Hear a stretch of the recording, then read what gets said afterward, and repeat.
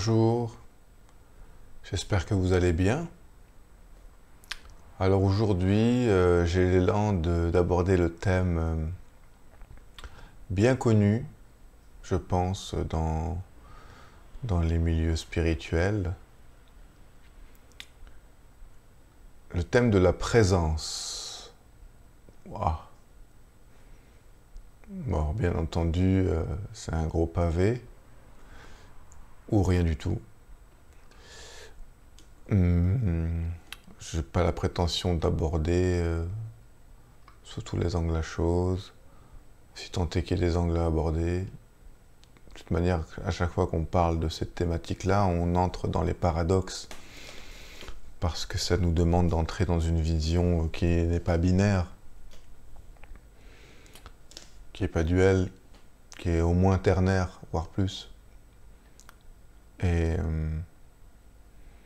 bon, je sens qu'il y a un besoin ici de parler de ça, parce que même si on le lit beaucoup, on l'entend beaucoup, sous des angles ou des autres, peut-être c'est pas clair, totalement, pour certains, certaines.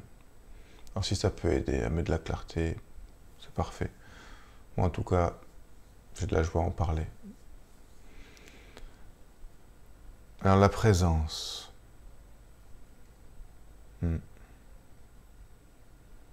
Dans le mot présence, il y a le mot présent.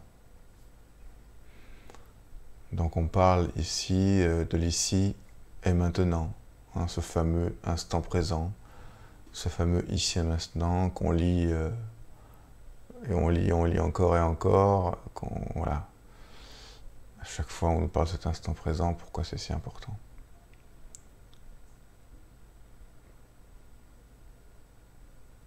Tout simplement parce que le passé, quand on reste trop penché dessus, déjà la mémoire qu'on en a, c'est pas tout le passé réel. Avec le temps, il y a des aménagements mentaux. Mais souvent, le passé, c'est poser son action sur quelque chose dont on n'a plus la main. Et tous les regrets qui vont avec. Et le futur, c'est une construction mentale qui n'est pas le réel de ce qui est. Et donc ça peut générer de l'anxiété aussi, différemment. On peut avoir des regrets sur le passé et des appréhensions sur ce qui peut arriver. Et donc finalement, ballotté comme ça, passé, futur, on oublie de vivre là maintenant. Et qu'on ne veut pas voir, ou on ne se rend pas compte que la vie est une succession de maintenant. La vie, dans la vie, si vous vivez la vie réellement, si vous la voyez réellement, il n'y a pas de passé, il n'y a pas de futur. Il est où? Montrez-moi du doigt le passé, montrez-moi du doigt le futur. On voit rien. Il n'y a qu'une suite d'instants présents qui deviennent ensuite, quand ils sont mentalisés, du passé. Voilà, le moment où j'ai appuyé pour enclencher cette vidéo, bah, c'était un instant présent. Maintenant, si j'y repense, c'est une image. C'est plus le moment réel.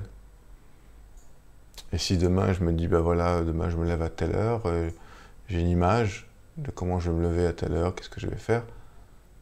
Bon, ben c'est pas le moment qui va arriver. Donc, finalement, il n'y a qu'une succession de maintenant. En fait, le temps, c'est une création mentale. Il y a des déroulements dans le mouvement de la vie, des cycles biologiques, cosmiques, saisonniers. Mais en réalité, ça se passe toujours maintenant. C'est toujours maintenant. Alors ça ne veut pas dire, attention, qu'il ne faut pas revisiter les empreintes du passé pour s'en dégager. Mais on le fait maintenant. Ça ne veut pas dire qu'il ne faut pas avoir des projets, voilà, s'organiser dans le temps. On le fait. Mais maintenant. Et surtout, on lâche prise avec le résultat. Parce que si je me focalise trop, ce qui va arriver n'est peut-être pas en accord avec ce que je voulais. Et il va y avoir de la tension. Donc on peut vouloir quelque chose fort, parce qu'on sent que ça donne une énergie pour arriver vers un but, mais arriver à un moment donné à équilibrer en nous cette tension entre la volonté qui veut arriver à un but et l'acceptation que peut-être ça ne se passera pas totalement comme ça, et que c'est bien ainsi aussi. Tout ça, c'est une écologie intérieure nécessaire, selon moi. Donc dans les voies spirituelles, on parle de cette ici maintenant, de cette présence ici maintenant. Et on revient beaucoup sur ça. Pourquoi? Parce qu'on sait que naturellement, le mental humain, qui n'est pas maîtrisé par une pratique, part dans tous les sens. Vous avez vu, peut-être vous êtes posé 5 minutes en méditation et boum, ça part dans tous les sens. On se sent comme un démembrement, quoi. Ça part dans tous les sens. Passé, futur, et ce qui fait que ça génère du stress, en fait, et donc un mal de vivre, au final. Revenir ici et maintenant, c'est revenir à la simplicité, en fait. La simplicité de la vie avant la vie, ou de la vie sous la vie. La vie sous la vie. Il y a une vie derrière la vie. C'est-à-dire cette présence, cet espace qui contient la vie. Il y a la vie, il y a cette caméra, il y a moi, il y a les tableaux, il y a le bureau, il y a vous là-bas avec votre espace, votre maison, vos meubles, les proches. Mais tout ça, ça bouge. Ça se meut dans un espace. L'air, là, ici, là, l'espace de cette maison, elle permet que je sois là. Si elle était pleine, il n'y aurait pas de vie. Donc revenir en fait, à cet espace en fait, qui contient les mouvements de la vie. De temps en temps, faire ce mouvement de retour arrière et goûter en fait cet espace vaste dans lequel on baigne en permanence et qu'on appelle la conscience, ou le divin, ou peu importe le nom. Cette présence qui emplit toute chose, qui est le sacré, qui est sacralité et permanence. Et quand on refait retour en fait à cette présence d'arrière-plan, alors il y a comme un décollement par rapport à nos petites misères du quotidien, petites ou grandes misères, qui sont justifiées, il n'y a pas de c'est pas péjoratif. Et ça permet une mise au recul et de détendre le corps, de détendre les émotions, détendre les pensées. Et juste goûter le souffle, goûter d'être bien là, sans rien faire de particulier. Juste sentir l'énergie de la vie qui nous traverse en permanence. Et ça permet de relativiser, de dédramatiser aussi ce qu'on vit, peut-être à l'avant-plan, qui est parfois difficile. De prendre du recul sur les sensations, les émotions désagréables qui peuvent remonter, les empreintes de nos histoires respectives. Et en fait, on se rend compte en tout cas, moi, dans mon expérience, que c'est la plus grande force qui soit. C'est la plus grande force qui soit, la présence. Pourquoi? Parce que quelqu'un qui est dans la présence, il est dans un espace non conceptuel, non mental. Il a la racine, en fait, il a la source de toute vie. Il est remonté à la source de toute vie, où il a pris conscience qu'il était cette source de toute vie, en essence, qui a pris forme dans un corps. Et d'un seul coup, en fait, ce qui se passe dans le monde, c'est pas qu'il va s'en décharger, c'est pas qu'il va l'oublier, parce qu'il est incarné, il y a un jeu à vivre, mais avec plus de souplesse, plus de détente, sans rajouter du drame.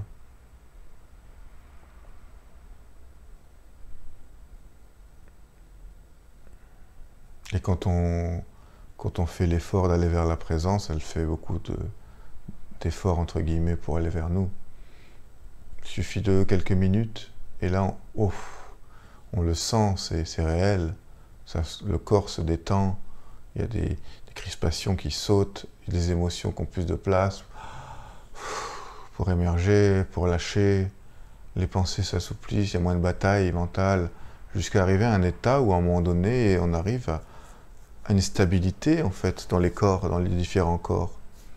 Corps mental, corps émotionnel, corps physique, corps énergétique, tout ça, il y a petit à petit des espaces qui sont créés à l'intérieur de nous et la présence peut rentrer plus profondément, aller voir ce qui se passe et emplir le corps, le cœur, la tête, les pensées, le mental, l'intellect et voir qu'on est plus en fait que ce qu'on croyait être. Plus ou moins. Ça dépend dans quel sens on le voit. Mais qu'en réalité, on n'est pas que ce corps, on n'est pas que ce personnage avec toute son histoire triste et heureuse. Et qu'en réalité, il y a un jeu qui se joue à travers nous. Et qu'on est comme les représentants de tout ça.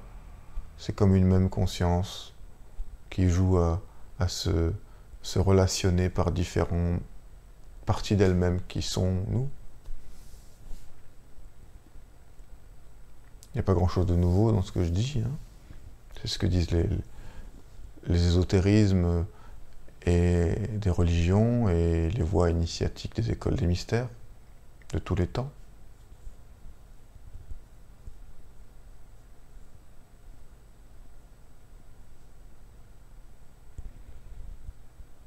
Et c'est vrai que quand on touche à cette unité, cette non-dualité, que l'on voit qu'il y a quelque chose de plus que le personnage, et que ce personnage est pris en charge par une présence beaucoup plus grande s'il s'ouvre à elle. Alors la vie prend notre saveur. On va vivre plusieurs étapes. Il y a un temps où on va passer de... On était totalement identifié à la personnalité, on pensait être que ça. D'un seul coup, boum, il y a un décollement. Et là, on vit purement cette présence et il n'y a plus d'intérêt pour ce qui se passe devant, ce qui se passe dans le monde, dans le quotidien. Alors bon, dans l'Antiquité, ou même encore aujourd'hui, dans ces cas-là, on allait au monastère, à l'ashram, et on jouait le plein jeu de la remontée. C'est une possibilité.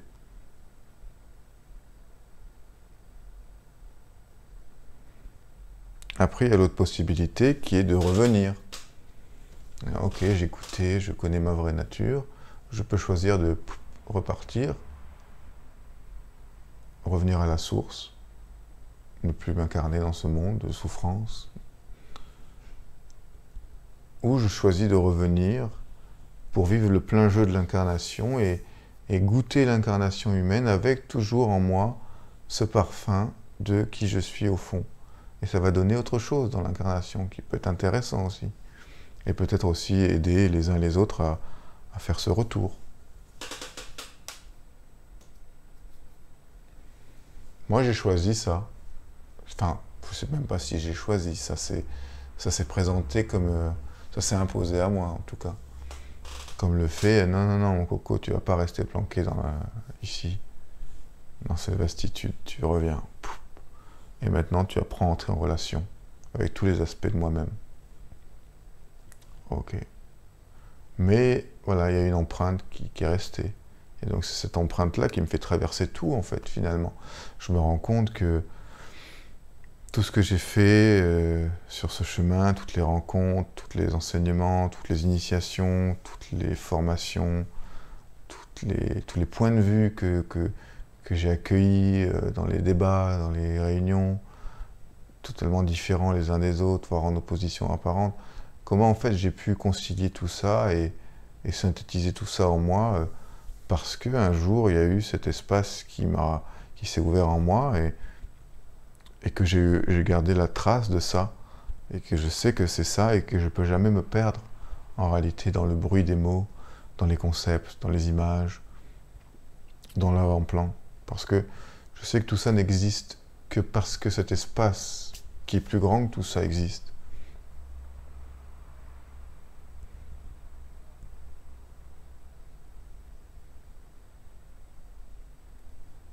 Et c'est ça la présence. La présence, c'est goûter un état où on existe sans être identifié à notre contenu psychique. On est collé au principe. Source. Et on observe ce qui se passe dans la psyché, qui est l'âme, hein. La psyché c'est l'âme, psyché en grec. Mais on est plus qu'une âme en réalité. L'âme encore, c'est un contenu temporel, c'est un contenu relatif, ça contient des choses, des émotions, des pensées, des vécus, un karma si on y croit. Mais ça reste encore du domaine du temps, même si c'est du domaine de l'immatériel. Mais il n'y a pas beaucoup de différence finalement entre un corps physique et une âme. C'est juste des contenus de subtilités différentes. Mais là, on parle du contenant de tout ça. On parle du contenant de l'âme, donc des différents corps subtils. Et on parle du contenant du corps et de tous les mondes en réalité, de tous les univers, toutes les galaxies. Cet espace qui est partout dans tout l'univers et qui est le même partout. C'est de l'espace, c'est tout. C'est ce qu'on appelle en Orient du vide. Mais on sait que le vide dans l'univers, il est plein d'autres choses.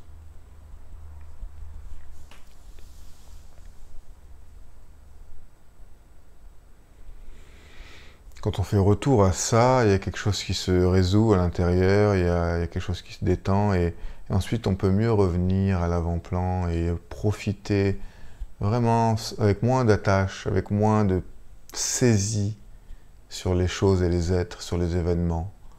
Il y a beaucoup plus de fluidité. Parce qu'on est ancré, on se sent ancré, je dis on, mais c'est impropre, hein. Il y a l'ancrage, il y a sensation d'ancrage, il n'y a pas personne qui est ancré, il y a ancrage. Il y a ancrage dans l'éternel, dans l'éternité, que l'on est. Que l'on est. En fait, le monde des divinités, des dieux personnels, que ce soit dans le paganisme ou dans le monothéisme, c'est la même chose. Cette idée qu'il y a un dieu personnel,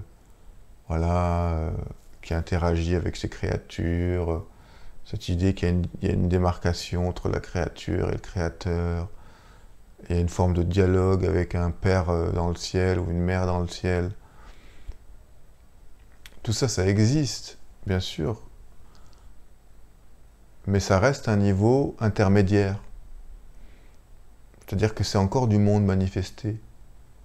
Un Dieu qui se révèle en haut d'une montagne, ou un Dieu qui s'incarne dans un homme, ou un Dieu qui parle à quelqu'un dans le désert. C'est juste quelque chose qui est arrivé un instant, comme une émanation en fait, de la source dans une forme, mais qui l'instant d'après n'existe plus. Et donc ça reste du passé, et ensuite qu'on fossilise dans des livres, et qu'on dit sacré. C'est un autre débat.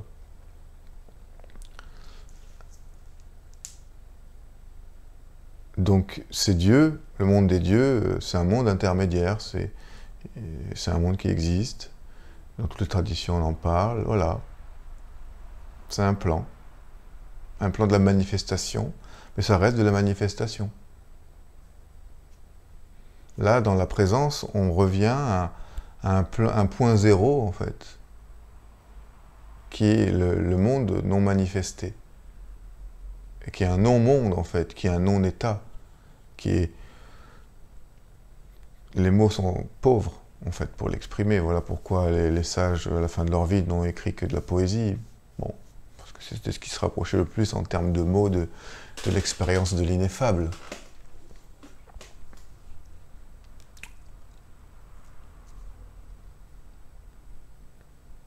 Donc, c'est pour ça que c'est si important d'être présent le plus souvent possible, ici, maintenant. Donc, on a inventé plein de techniques, plein de trucs pour essayer de ramener l'individu ici, maintenant, parce qu'on sait très bien que de base, il va partir. C'est le jeu. Le jeu, c'est l'absolu se perd dans le relatif pour mieux se retrouver, et il y a plein d'embûches qui font partie de l'histoire.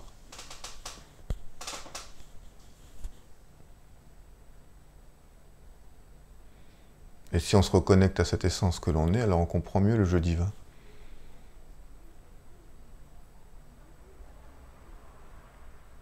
Et qu'en fait, la souffrance, en nous, entre nous, dans le monde, c'est l'ignorance de ça.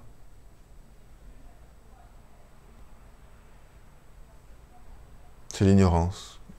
Je pense que la plus grande souffrance provient de l'ignorance de notre vraie nature en réalité. Parce que si chaque être humain sur la Terre revenait à la source qui il est, je pense que ça changerait beaucoup la donne.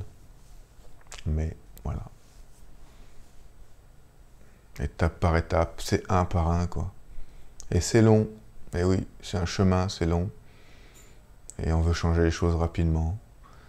On veut tout changer de son vivant. Bon, pour moi, c'est vanité, tout ça. Une vie humaine, c'est un battement de cils à l'histoire de l'échelle de l'univers. Donc, qu'est-ce qu'on fait dans une vie humaine? Qu'est-ce qu'on va changer? Et pourquoi faire, en fait? Et si le monde ne devait pas changer? Et si peut-être que le monde n'était pas amené à changer? Et alors? Il resterait toujours cette présence que l'on est. Et on pourrait toujours revenir à elle. Et peut-être que, voilà, en faisant ça, un changement réel apparaîtrait. Mais c'est toujours sur quelle base on fait les choses. Est-ce que ça part d'un manque en nous? Est-ce que ça part d'une peur? Est-ce que ça part d'une agitation? Ou est-ce que ça part d'un lieu silencieux et paisible en nous?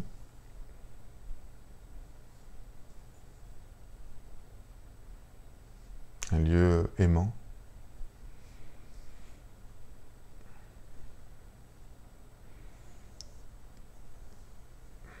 Qui est vraiment en prise avec le réel. La vérité, de ce point de vue, c'est ce qui est. C'est pas dans tel livre c'est marqué. C'est pas tel système de croyance. C'est pas telle théorie scientifique ou autre. Tout ça, ça reste le jeu des mouvements de la vie, quoi, en fonction des cycles planétaires, des saisons civilisationnelles. Tout ça, c'est le jeu du monde. Et il a sa place. Mais il ne peut pas avoir de vérité absolue dans tout ça. Déjà, du moment où on prononce un mot, on fait entrer la chose dans le relatif. Donc, du coup, ce n'est plus une vérité absolue. Donc, faire d'une vérité exprimée relative un absolu, c'est là où il y a une confusion qui amène à la souffrance. Et bon, on peut voir ça dans l'histoire du monde. Il y a eu des révélations, il y a eu des prophètes, des sages, qui ont été touchés par un impact du monde du sens et qui ont manifesté quelque chose qui était tellement grand au moment où c'est venu qu'il fallait, dans un monde d'obscurité où les gens ne voyaient pas, ne comprenaient peut-être pas bien, ben, tout de suite un peu de lumière, on va l'attraper, on va essayer de la garder, quoi. fort près de nous, et comme un enfant qui a peur dans le noir avec sa petite lampe torche, quoi. Et on peut comprendre ça. Mais ensuite, on prend la lampe torche, qui n'est déjà que le reflet pâle de la lumière vive de ce que c'était la personne qui l'a enseigné, et on va la mettre dans un temple, et on va murer tout autour, et on va mettre des gardiens du temple, et voilà, tous ceux qui voudront la vérité, il faut qu'ils viennent dedans, et elle est nulle part ailleurs. Et ensuite, on tombe dans cette ignorance crasse qui est l'exclusivisme religieux, politique, scientifique, partout en fait. Partout où le mental fossilise quelque chose qui goûte d'un domaine plus élevé que lui, il le rabaisse à son fonctionnement et il dit non, c'est au-delà de ça, point de salut ou point de santé. Et c'est pour ça qu'après, il faut qu'il y ait d'autres enseignants qui arrivent, qui disent à peu près la même chose que le précédent, mais qui réadaptent le discours pour voir un peu si, bon, cette fois, ils vont peut-être comprendre.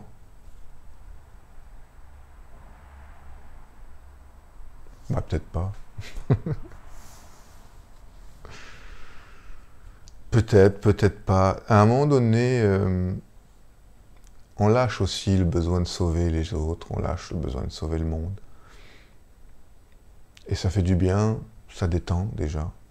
On voit que nos pulsions étaient conditionnées par nos blessures beaucoup, et par notre angoisse à voir le monde comme ça. Hein. Et ça me fait penser à une phrase du Bouddha qui disait trouver le repos dans l'abandon de tout espoir.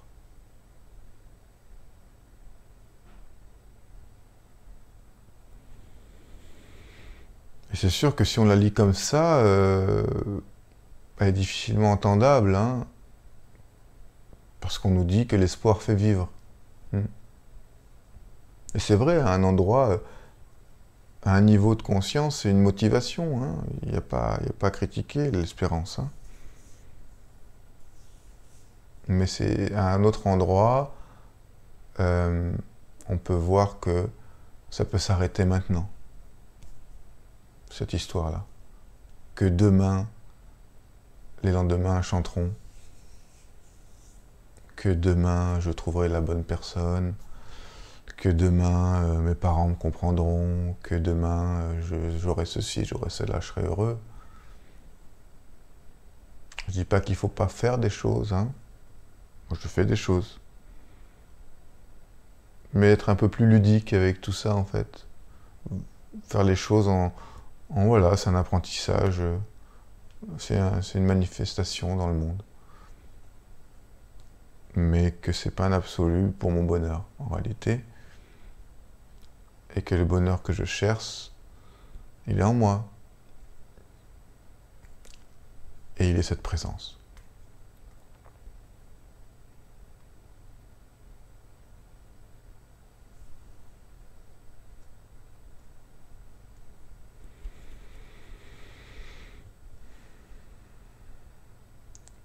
Parce que on est des parties de l'absolu, tous. On est toutes et toutes des vagues de l'océan. Et la partie, elle ne pourrait jamais être le tout. Donc quelque part, on s'ébroue dans tous les sens pour essayer de retrouver cette intuition, cette sensation d'infini qu'on a au fond de nous, mais qu'on n'arrive pas à voir dans le monde relatif, parce que ce n'est pas le propos de l'incarnation. Si le propos de la vie, c'était d'être tout le temps de cet infini, il n'y aurait rien eu, il n'y aurait pas eu de forme, et bon, bah, l'absolu serait resté l'absolu, et puis on n'en parle plus. Mais je pense de plus en plus que le propos de la vie, c'est de goûter la diversité, c'est d'apprendre la limite. C'est ça, il y a un temps où on constate nos limites, donc nos limites égotiques, nos limites physiques, donc on veut monter en conscience, s'élargir de plus en plus, et donc il y a plein de pratiques, et tout un cheminement, étape par étape, hop, hop, hop, hop, on ouvre, on ouvre, on ouvre. Mais à un moment donné, je veux dire, aussi ouvert qu'on peut, il y aura une limite. Ben voilà, si mon champ de conscience il est comme ça, ben je le veux comme ça. Puis quand il est comme ça va un temps. Et puis moi je le veux comme ça maintenant. Et puis comme ça. Et puis comme ça. Et je veux tout en fait. Et c'est normal que je veux tout parce qu'au fond de moi je suis le tout. Nous sommes le tout. Donc le tout en nous sent sa nature de tout. Mais le tout s'est mis en limite dans une partie. Et cette partie, elle a une histoire, elle a un périmètre de vie. Voilà, il y a toutes ces influences astrales à la naissance qui conditionnent une direction, qui ont donné un pli au psychisme, à l'âme, et puis il y a tous les plans qui composent la personne. Et finalement, la seule liberté qu'on a, c'est d'accomplir à fond notre destinée. Pourquoi lutter en réalité? Puisqu'à chaque moment, peu importe les tares que j'ai à l'avant-plan, peu importe les difficultés que j'ai à l'avant-plan, je peux revenir à la seconde, à cet espace qui est totalité, et régénérer, et régénérer la personnalité en réalité, et le corps. Donc, à un moment donné, quand je sens que de toute manière ça ne change rien, dans l'absolu, ce qui se passe devant là, à chaque seconde, je peux revenir à cette présence, en respirant, en revenant. Et quand je reviens dans ce corps, eh bien, c'est magnifique. Écoute,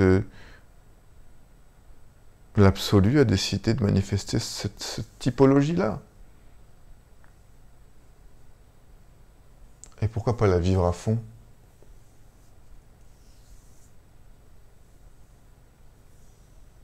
Alors on peut travailler à l'avant-plan, on peut jouer à travailler à l'avant-plan sur nos structures pour les rendre de plus en plus transparentes, nettoyer les vitres de nos corps, de nos émotions, de nos pensées, des différents corps subtils, pour qu'il y ait de plus en plus de cet absolu qui circule dans la manifestation.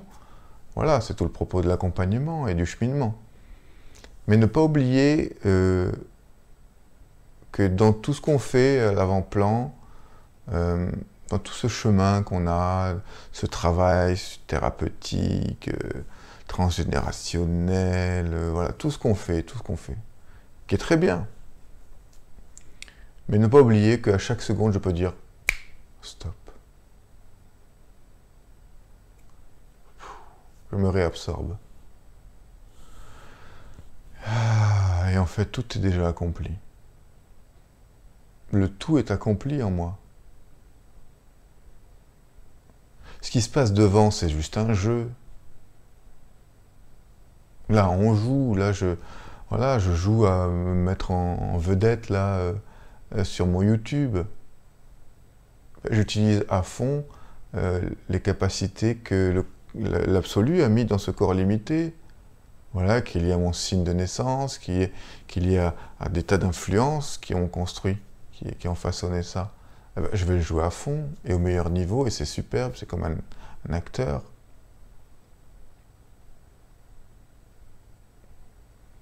Voilà, et donc c'est ok, mais l'autre il joue pareil, sa partition, son script de vie.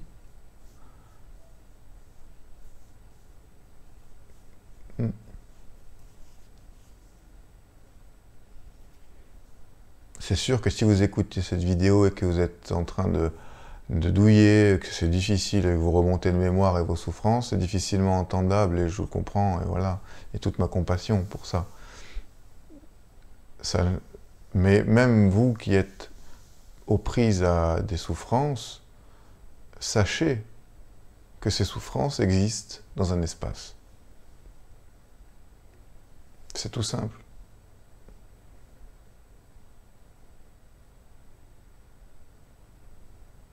Donc juste peut-être de temps en temps, essayer de repenser à cette idée. Voilà, je souffre, mais cette souffrance, ça me fait mal, ça me tord, je vais mourir. Et en fait, tout ça, ça existe dans un espace. Mais en fait, peut-être je suis l'espace en fait qui contient la souffrance. Et à un moment donné, ça va donner moins d'identification à la souffrance. Et ça va se décoller un peu, ça va créer de la vastitude. Et là, peut-être que la souffrance va se diminuer. Et peut-être que ça va ouvrir une porte à l'intérieur pour se faufiler et sortir de la pièce sombre dans laquelle on est enfermé. C'est ce que je vous souhaite.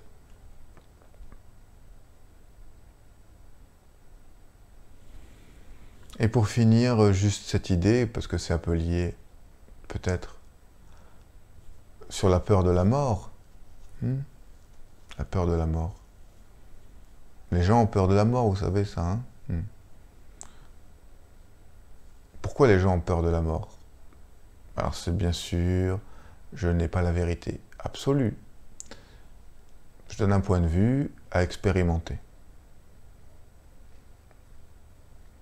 La vérité n'étant pas conceptuelle, voilà. C'est un concept, mais allez voir dans votre expérience. De mon point de vue, et pas que le mien, parce que j'invente rien, je transmets aussi ce que les grands frères et grandes sœurs sur le chemin m'ont transmis derrière, et que j'ai réexpérimenté à mon petit niveau. Les gens ont peur de la mort parce qu'ils ne sont pas assez présents à leur corps physique, déjà. Ils n'habitent pas assez leur corps physique, ils ne comprennent pas déjà comment il fonctionne, c'est une première étape. Et ensuite, tout simplement, même sans comprendre en détail biomécaniquement ou biologiquement les processus physiologiques, rien que être en conscience, remplir l'espace du corps, du petit orteil au sommet du crâne. Donc il y a un travail déjà de présence corporelle, de conscience corporelle. Dans la méditation, voilà, dans le mouvement, il y a beaucoup de pratiques qui permettent ça. Parce que si le corps n'est pas dans la présence, il y a quelque chose dans le corps du domaine de l'instinctif, du domaine de la survie, qui est peut-être tout le temps en alerte en fait. C'est comme une mémoire animale qui nous resterait. Et si c'est pas baigné, enveloppé par quelque chose de beaucoup plus vaste, elles sont toujours isolées, fragmentées, et je vais mourir peut-être, je vais mourir peut-être, je vais mourir peut-être, dans l'arrière-plan, dans l'inconscience, il y a une survigilance, quoi. Par contre, si on est présent à son corps, à son souffle,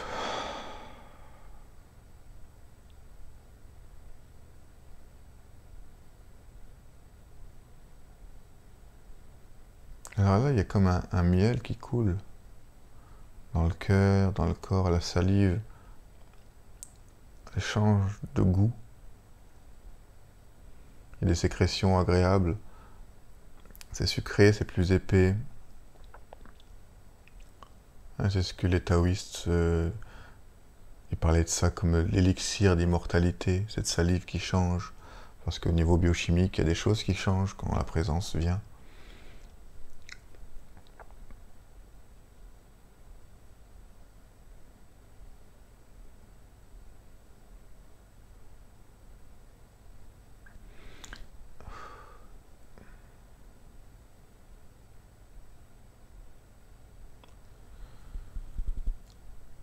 Et ensuite, il y a comme une sensation que tout le corps est chaud et baigné comme dans un bon bain chaud, comme dans un verre de thé. Et on est là et on se sent totalement pris en charge en fait. Il y a une détente, il y a une totalité, il y a une plénitude, et dans ce moment en tout cas de présence, il n'y a comme plus besoin de rien. Et qu'on peut mourir là en fait. Donc la peur de la mort prend moins d'importance.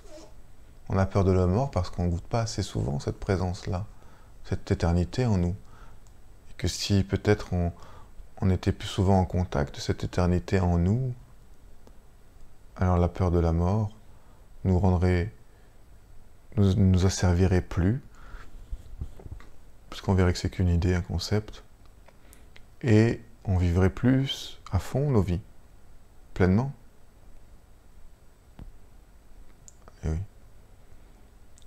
Et parce que si je suis présent dans ce corps-là, ici, maintenant, une vie sans après, une vie sans avant. Là, là. Que je sois dans ce corps-là, ou ailleurs, qu'est-ce que ça change au fond? Je suis toujours présence. Je suis toujours présence.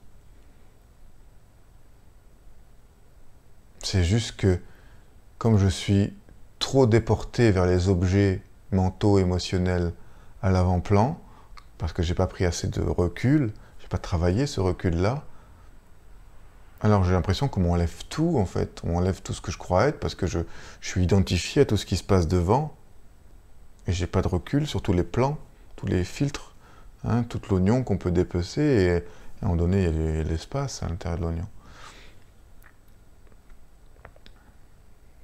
Et on ne se pose pas vraiment la question, en fait, ces questions que les gens, oui, mais alors on n'existe pas, alors qui on est, pourquoi on est là, à quoi ça sert si c'est que le vide. En fait, ces questions-là, il n'y a que le mental pour les poser, parce qu'en fait, il croit qu'il ne va plus exister, en fait, le pauvre. Enfin, le moi, la personnalité, cet ami que j'appelle, c'est l'ami moi, il croit qu'on va plus s'occuper de lui, en fait. C'est un bébé, c'est un enfant.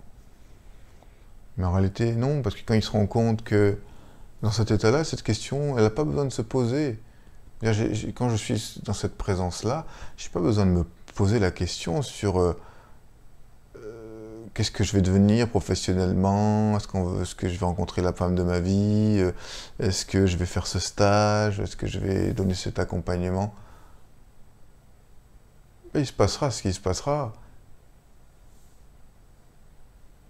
Et je vais faire les choses selon mes élans, et voilà, et puis il se passera ce qui se passera.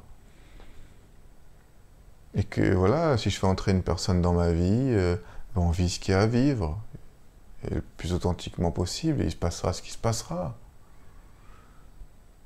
Parce qu'à un moment donné, il y a un décollement qui fait que on n'attrape plus devant, et ça attrape plus. Il n'y a plus, enfin, c'est pas qu'il n'y a plus, il y a toujours, hein. C'est sans fin le chemin. Enfin, c'est infini, comme l'infini. Mais il y a moins de... où on saisit moins longtemps les choses. Quand on a un chagrin, quand on a un deuil, quand on a une séparation, avant, je sais que ça me mettait des années pour m'en remettre. Et c'est de moins en moins. De plus en plus rapide, en fait. Parce que j'ai pris soin de cultiver cette présence-là et de faire ce qu'il faut pour honorer les choses. Donc la peur de la mort, en fait, c'est pas tant la peur de la mort, parce que la mort, on sait pas trop ce que c'est. On a une idée, voilà, on a vu des enterrements, mais c'est plutôt la peur de l'inconnu, en réalité, je crois. L'inconnu parce que c'est une substance qu'on peut pas contrôler, quoi. C'est comme un écran noir, comme ça, et on attend ce qui se passe, quoi. Mais en fait, on s'en fout de l'inconnu. On s'en fout de l'incertitude.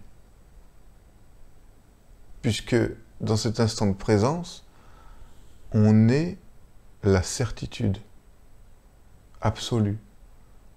On est le connu absolu. Donc on est revenu à la maison. Ici, maintenant, et pas dans un paradis après. Paradis, l'enfer, c'est en soi, maintenant. Et on vit en enfer quand on n'est pas connecté à cette présence-là. On vit l'enfermement. Et on vit le paradis de cette présence, cette joie vivante, qu'on est connecté à ça, c'est tout. Et il a fallu tout un périple pour se perdre, pour mieux se retrouver.